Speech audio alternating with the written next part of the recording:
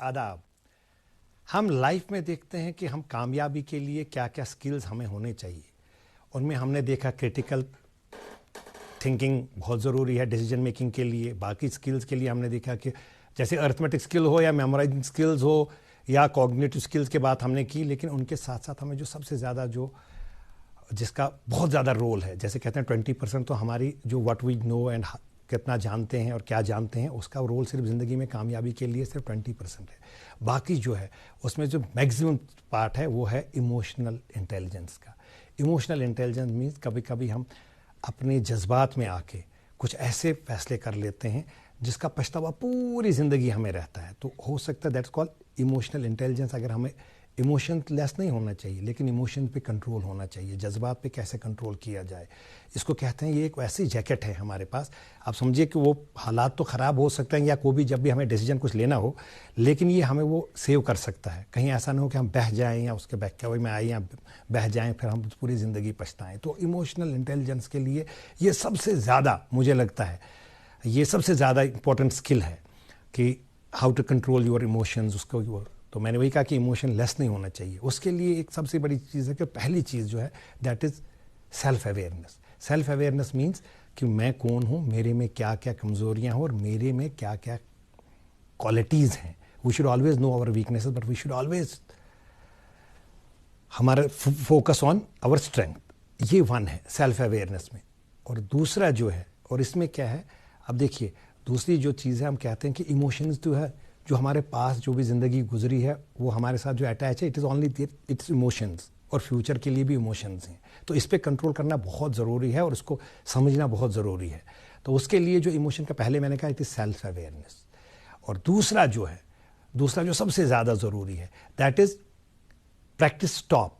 Stop practice नहीं, practice stop, STOP।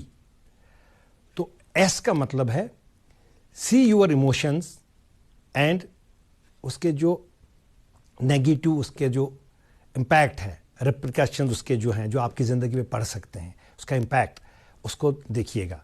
That is see your emotions and the consequences of negative thoughts, उसका क्या क्या हो सकता है। सेकंड जो है, जो T है, वो T जो है that is take deep breath. ऐसे ले लें जब भी कोई फैसला करना हो, जब भी आप जज्बात में आए, जब भी कोई करना हो, तो take deep breath. Then O, observe. O का मतलब observe your biological change and feelings. इन फीलिंग्स का असर मेरे ऊपर क्या आ सकता है इन द लॉन्ग रन। और जो इसके बाद है, O के बाद P है, उसमें है peace, practise peace in present. अभी जब आप इमीडिएट रिएक्ट, उससे क्या होगा कि अगर आपने टाइम दे दिया किसी भी चीज़ के, आपके सामने किसी ने ऑफेंड किया या कोई भी जज आपको लेना है, अगर आपने ये टाइम दे दिया, टाइम गैप दे दिया, तो आपका रिएक्शन जो है वो आपका रेस्पॉन्स बन जाएगा। बिकॉज आपने ऑक्सीजन दिमाग को भी दिया है, संतुलन बढ़ा के बैलेंस बन गया। अब आप now you will be able to take right decision, because responsible बंदा वही होता है who is having this art. देखिए responsibility means you have an ability to choose among the best options, क्योंकि अल्लाह ताला ने हमें चॉइसेस रखी हैं। तो उसके लिए ये टाइम देना, ये टाइम ही हमें बचा सकता है। और अगर ये टाइम गैप के लिए ये स्टॉप की प्रैक्टिस। और last thing that is empathy.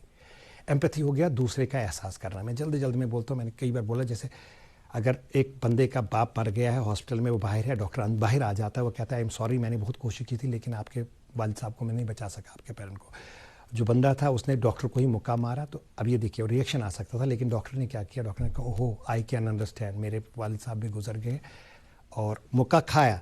इसको एम्पैथी कहते हैं। तो व्हाट हैपेंड, वो जो बंदा आया था जिसने मुक्का मारा था, उसी डॉक्टर के कंधे पे सर रख के रोने लगा।